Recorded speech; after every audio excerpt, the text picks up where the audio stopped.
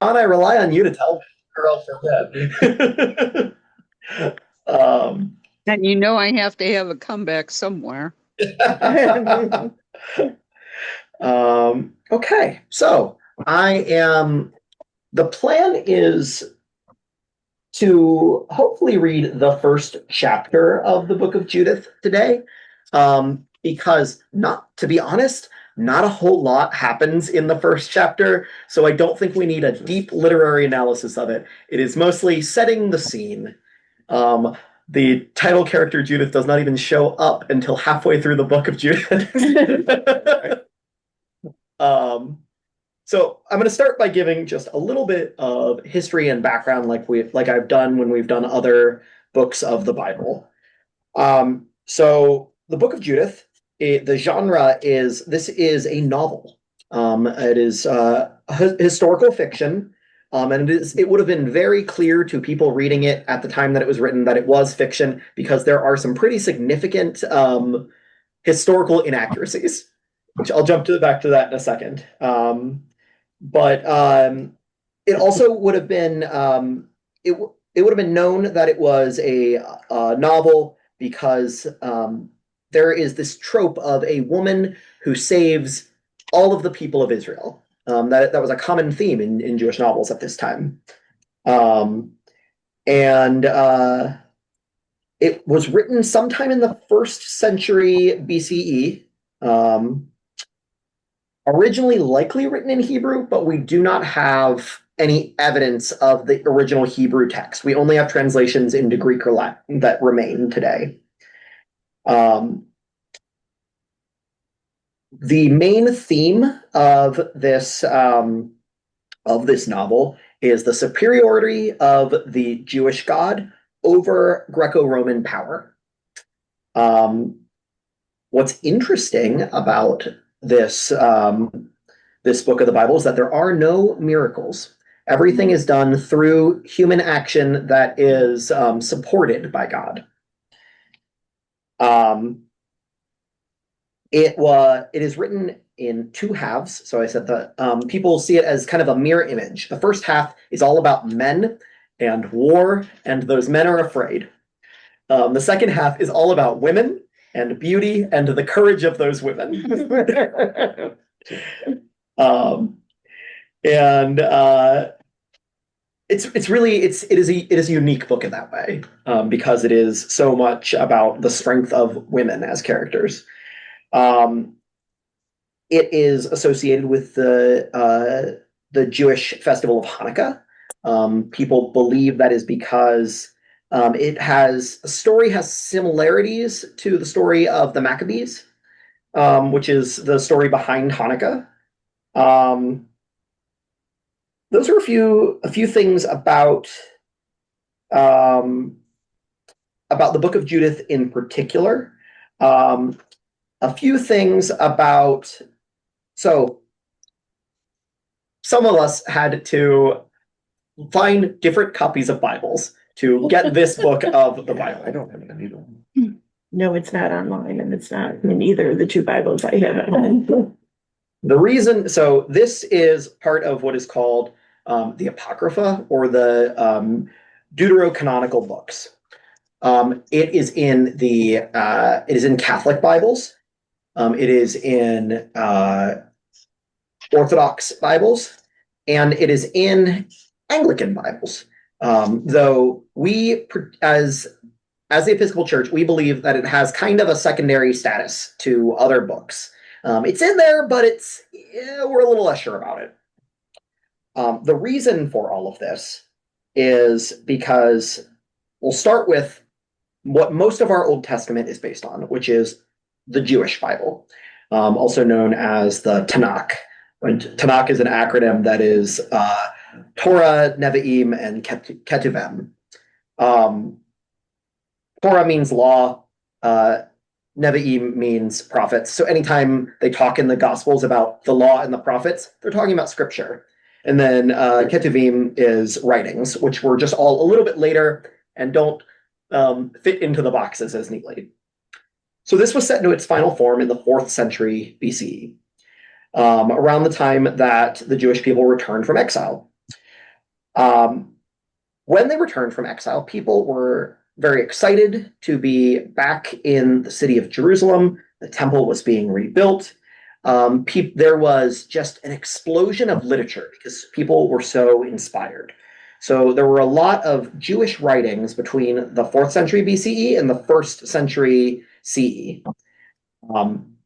And this falls into that category. So the Jewish Bible is already set in its canon, but there's all of these works that are being inspired by God. And they take on different levels of religious significance. For example, the Dead Sea Scrolls included some scrolls that we would consider to be apocrypha.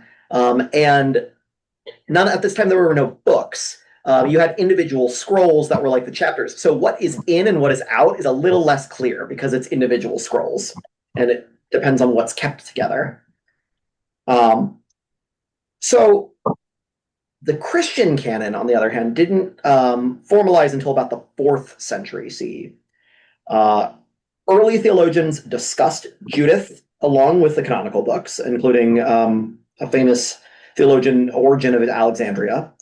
In the 5th century, Bishop Cyril lists the texts not in the Tanakh that are used in his circle, and he calls them apocryphal. So that's where we get that, which means hidden or set aside. And he says that they're second rank to other texts that are more common. Jerome includes the Apocrypha in his Latin Vulgate translation, which is why we have all of these texts. Even though he didn't want to, he was told to. And he actually told Christians, do not read these. Because they're not authoritative. But don't. Augustine of Hippo disagrees. He says that they have been important for centuries, and the Holy Spirit would not have let us get it wrong for 300 years, surely. Augustine won, and by the time we have the Roman Bibles in about the 5th century, they all contain the expanded canon. And by this point, many of the Christian leaders had forgotten Hebrew. That was no longer something that was important to be studied as a Christian leader. And so it became less common knowledge that the Christian Old Testament was different than the Jewish Bible. And this didn't change until about the 15th century, when there was a revival in the importance of understanding Hebrew. Then we get the Protestant Revolution, and there is more interest in going back to original source texts and rooting out the Roman corruption. And part of what was seen as Roman corruption were these books that were not in the original Jewish Bible. And so Protestants became increasingly anti-apocrypha, and the Catholics doubled down in the Council of Trent and said, no, these are definitely right, which made the Protestants like them even less. And so they started to be excluded from Protestant Bibles around that time. And that's kind of where we end up today, is Catholics have them, Protestants don't. Anglicans, we are somewhere in the middle, so we take kind of a middle opinion on it. That's the short overview of why it is in some Bibles and not in others. The last thing I will do is, because we're going to talk about a little history, so just to explain to you what is not correct history in what we're about to read, because I don't know that all of us, I had to look this up. I did not know this offhand.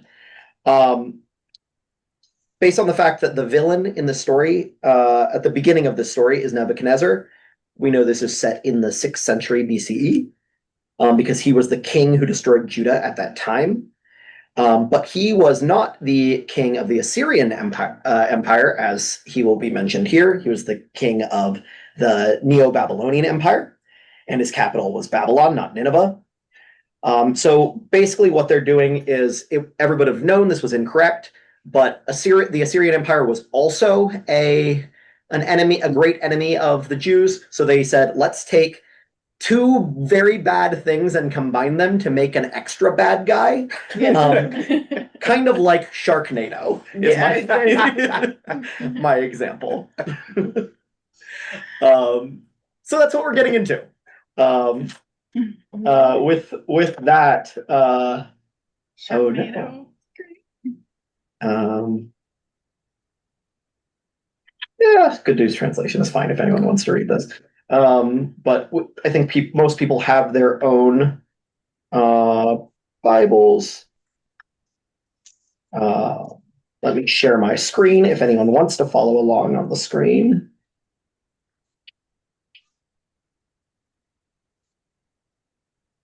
Could I have someone go ahead and the first chapter is only 16 verses, so we're just going to read straight through the first chapter, and then we can talk about it. I don't think I can pronounce half the names. That's what I was looking at. The first part. I'll try it. As long as you say it confidently, then the pronunciation is That's fine. correct. I can say it. Okay. It was the 12th year of the reign of Nebuchadnezzar, who ruled over the Assyrians in the great city of Nineveh. In these days, Arphaxad ruled over the Medes in Ecbatana. He built walls around Ecbatana with hewn stones, 3 cubits thick and 6 cubits long. He made the walls 70 cubits high and 50 cubits wide. At its gates, he raised towers 100 cubits high and 60 cubits wide at the foundations. He made its gates 70 cubits high and 40 cubits wide to allow his armies to march out in force and his infantry to form their ranks. Then King Nebuchadnezzar made war against King Arphaxad in the great plain that is on the borders of Argal. There rallied to him all the people of the hill country and all those who lived along the Euphrates and the Tigris, in the Hydaspes, and on the plain. Arioch, king of the Elameans, thus many nations joined the forces of the Chaldeans. Then Nebuchadnezzar, king of the Assyrians, sent messengers to all who lived in Persia and to all who lived in the west, those who lived in Cilicia and Damascus, Lebanon, and Antibalan, and all who lived among the seacoast, and those among the nations of Carmel and Gilead, and the upper Galilee, and the great plain of Esdraelon, and all who were in Samaria and its towns, and beyond the Jordan, as far as Jerusalem and Bethany and Kilos and Kadesh and the river of Egypt, and Taphanes and Ramses and the whole land of Goshen, even beyond Tinis and Memphis, and all who lived in Egypt as far as the borders of Ethiopia. But all who lived in the whole region disregarded the summons of Nebuchadnezzar, king of the Assyrians, and refused to join him in the war, for they were not afraid of him, but regarded him as only one man. So they sent back his messengers empty-handed and in disgrace. Then Nebuchadnezzar became very angry with this whole region and swore by his throne and kingdom that he would take revenge on the whole territory of Cilicia and Damascus and Syria, that he would kill with his sword also all the inhabitants of the land of Moab and the people of Ammon and all Judea and everyone in Egypt as far as the coast of the 2 seas. In the 17th year, he led his forces against King Arphaxad and defeated him in battle, overthrowing the whole army of Arphaxad and all his cavalry and all his chariots. Thus he took possession of his towns and came to Ecbatana, captured its towers, plundered its markets, and turned its glory into great disgrace. He captured Arphaxad in the mountains of Regal and struck him down with his spears, thus destroying him once and for all. Then he returned to Nineveh, he and all his combined forces, a vast body of troops, and there he and his forces rested and feasted for 120 days. Wow. You, Leslie? A lot of words in there. Yeah. One of the things that's most interesting about place and people names in the Bible is which ones we have decided that we will use for things. Like it was hard to pronounce Memphis. Right. That's because of Elvis, so. Yeah. Or Moab, like if you're Right. mountain biking or something. Yeah. Yeah, that strained my knowledge of geography quite a bit. Well, it's the good thing is, like I mentioned before, the specifics of the history here were not the point even at the time to people who would have been familiar with it. Because this is not a historical record book.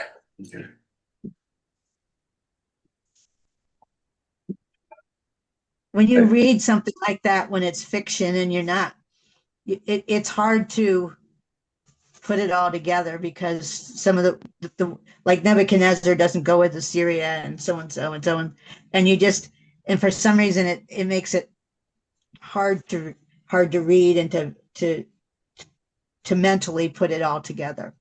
Mm-hmm. So maybe that's a good question. What would be our modern version of this sort of introduction? I was just thinking it sort of feels like a Marvel universe. Mm-hmm. Like there was Thanos and he had this empire and they're using some words and you would start to like recognize them even if they weren't completely real. Yeah. But it's like world building kind of. That there's a really bad king and people thought he was powerless, then he got angry. Yeah, I think that's a great example because like Gotham is not a real city, but it's close enough that we get like we know it's like New York. Right. Right. And you hear it enough that you know it's fake, but it's not like you hear it and think fake city. Do you know, like, I'm not confused. It's clearly fake, but still, it's not like purple and fairy. You know what I mean? Like you could just Cultural conditioning. yes. Mhm. What I don't get about this, it seems like it has nothing to do with religion or being religious. Unless I'm missing the point in this, so I could kind of see how the Protestants said, "The heck with this, we don't need it." You're only chapter 1. Well, There will be more explicitly religious content as we get into it. okay.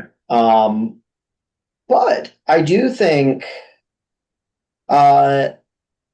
let's look at the Book of Esther as an example. The Book of Esther does not mention God at any point. And it's actually a very similar story to this, where there is a female protagonist who saves her people from a great existential threat. And why is that one in the Bible, the Protestant Bible, and this one is not? What are we supposed to take from this? Or not anything? That's a good question. Well, I mean, I could be I wrong. don't know. It's just no. Yeah, no, I was just thinking like a lot of these stories, the political boundaries are very similar to the religious boundaries. So it would be like Yahweh, the God of the Hebrews, is up against Baal or whatever the gods of other regions. Mhm. And so it's sort of like a Attack of the Titans. Like these gods are going to fight each other, kind of. Okay. And so if they say like land of Israel, you're like, oh, that's this like what's now our God, more or less. Yeah. Right. And so it's like, Okay. God, I don't know. That's my kind of thought, but Yeah, I agree, and I think it gives us these texts give us religious and cultural context for what's going on in Israel at this time, and it gives us previous context, but specifically in the time after the the captivity in first century BCE. But it gives us like a cultural context out of which the Old Testament part of it arose, and it's beginning to get into the time when the New Testament arose. So it gives us additional insight into what kind of people and what the culture was like at the time. Mm-hmm. and people want to feel like their God's going to win. Oh, sure. Right. I mean, there's a lot of like, we don't have to be afraid because we're going to win because we got the best team kind of thing. But interestingly, in Judith, Excuse it's me. not God that wins. It's Judith that wins. It doesn't really, as I understand it, I haven't read it, but I overlooked an introduction, and your introduction was very good, Brian. I really appreciated it, bringing us into context of both the book and the Apocrypha. I really enjoyed that. But this, as I understand, God doesn't come into this specifically. It's the wiles of a woman that win the day. You know. Yes and no. Immediately after she returns triumphant, she breaks out into a hymn of praise to God. So she Okay. attributes everything that she has done to God. So a devout and godly I woman. appreciate that. Yeah. I appreciate that context. Yeah. That's a good hero. The introduction was, that I read was pointing mostly to her, but I appreciate that, Brian. Thank you. Because I have not read through although we were supposed to in EFM, I did not read through this. I thought you meant hear it. And I was like, Well, I'll tell Karen that I'm making you do it now. The other thing I was thinking is if we do read Jonah next, and we don't have to, but we talked about it. Yeah. I love that Nineveh is like the big bad here. Yeah. Because Jonah's whole thing is like, I hate Nineveh. Oh, Nineveh okay. sucks. I don't want to go Nineveh there. kind of did suck. Yeah. It's just kind of Lord, fun. I'm not going there. Oh, yes, you are. And so it's just kind of, I think it's interesting that this one, like Nineveh's the, Mhm. the bad guys. It'll kind of set us up for like why he thought Nineveh sucks. That's cool. Right? I don't know. It's my Yeah. Mhm. And One of the things- well, sorry, go ahead. No, one of the things that kind of got me is in verse 11, where he talks about when Nebuchadnezzar had sent messengers and people to Jerusalem and all over to take over the country, and the people weren't scared. Not like when David went in and went against Goliath, and there was one big man, and everybody was scared of this big guy. And here they said, "Oh, but he's only a one man. He's not. He wasn't. They weren't scared. They just sent the messengers back. Go home. We don't want you." And I just thought that was kind of interesting because it was contrasted to David, where David went up against Goliath, but Goliath was just one man, but people were scared of him, and this time they're not. Yeah. Well, it's in some ways it's reasonable for them to think there's no way Nebuchadnezzar is going to do this, because look at the detail of King Arphaxad's walls. It's the translation I have pulled up on the screen has the cubits converted. 105 feet high, 75 feet thick. Each stone was 4.5 feet thick and 9 feet long. I feel pretty safe behind that. And so it's just this intro is setting us up for there's this one really bad guy who's fighting another even badder guy. Yeah.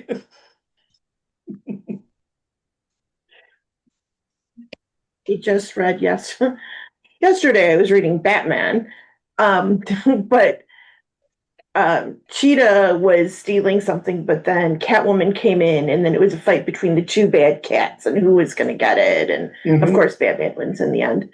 Well, actually, Wonder Woman is the one who had to help save Batman in this particular book story. But yeah, it was the two bad guys, like but then they went at it, like who's going to come down? Like I said, Wonder Woman did have to get called in to save Batman, but it is interesting to see when it's not just the one bad, good against bad. Yeah, It's bad against bad. there's layers to the story, and I do recognize this is kind of a weird passage for a Bible study because it's an introduction. So today is in general the introduction day. But you got to set a stage. Yeah. Because our devout and godly woman has to have a stage to shine later in the story. I She is one of my favorite figures in the Bible because she literally, when the men can't figure things out, she literally does hold my earrings. I love that. That's a story we all need right now. Yep. I think I saw somewhere too that this is the kind of you referred to it as a novel, but this is not this kind of a novel in Jewish culture at the time was kind of popular. The idea of a woman hero. So it's not just Judith, but this is something that is was kind of common to the whole culture of a woman coming in and saving the day. So that is interesting. So a little bit further context. The reason this genre became so popular is because people started to become more literate because they were back from exile, they were settled. This is basically your like dime store novel, the paperback. Beach read. Yeah, that like the average person is in the Jewish communities are reading these sort of things. They're not scholarly writings. I wonder too if there are just times in history where everyone's kind of sick of getting pushed around by powerful men and they just want like something else to read, right? Like, because this was after a period of war and exile and hardship. And it's like, can we just have some escapism, something different, an unlikely hero? Yeah. So, Now it's time to get pushed around by a woman. just an unlikely hero, just, you know, No, this but it doesn't is, seem to be I understand what you're working. saying. It's, Is there any untapped resources that maybe could make things better? So, maybe a woman's a little more level-headed and or just don't go crazy like this. just a Just change, maybe. just something different. Or maybe a woman has to take care of family, household, food, and all of that. So she's got to be really down to earth and material. You know? I mean, the woman is in charge of, quarters, rations, and the weather. Guys are in charge of everything else. Well, people are super hard to make. And so if you've had to like grow them yourself, you're pretty careful about getting rid of them for no reason. Like that. Yeah. I think that's a fantastic thought. Life doesn't feel disposable if you've had to make it and grow it and feed it yourself. Yeah. You know? So I feel like it's easy to say lives are disposable if you haven't had to. Yeah. It's like people have always had enough to throw away their leftovers. But if you've ever been hungry, you save every little bit because you know it's not easy to get. Yeah. So that's my thought. Another hot take. I'm full of them. In spite of the patriarchy of the time and the fact that it's by force of arms and power and military might, but yet in instances in the Bible and here it's not that at all. It's the wile, the guile, the subverting that power by one person that just like Brian says, hold my earrings, and she goes out and she uses his folly, his hubris against him, and cuts off his head, which takes us back to a story from the Old Testament. So this is a trope that seems to be following through. It's really interesting. Yeah. I'm noticing we're a little past 2:00. Does anyone have any final thoughts before we end for the day? I have to go looking through some books because the two Bibles I have right here do not have her in there. Again, I'm sorry that I made everyone doubt their Bibles. Well, no, I haven't checked the Children's Living Bible yet. So, Dawn, if you have access to the internet, you can just do a search for Judith, and there are several programs out there that will we'll have the text for you if you don't mind reading on your phone or your whatever you use too. Not at all. I just wasn't sure where we were at because I've been absent for a while. Sure. Well, surprise. Yeah. But I want to know what that meditation Divina was. Oh, Lectio Divina. yeah, Lectio Divina is you read the same passage of scripture multiple times and reflect on it in a different way each time. It's really cool. Okay. And I think we've decided that every time we finish a book of the Bible, we'll kind of take a reset break and do something like that. Although this is a longer book, so we'll be doing this for quite some time. Judith? But yeah, Judith is not longer than we've done. 16 chapters. Okay. I will look it up. I did. I just Googled it and found it. Yeah, it's certainly available. Yeah, I Right. think when we did Tobit, there was people who weren't comfortable online, and we sent just a PDF. So if anybody wants that, I'm happy to copy, scan, and send a PDF. Well, I do have copies of apocryphal books as well as Gnostic. I'll go looking through what I have there just because I like being able to hold the word, but Yeah. Well, let me know if anybody wants a copy. I'm happy to send a PDF.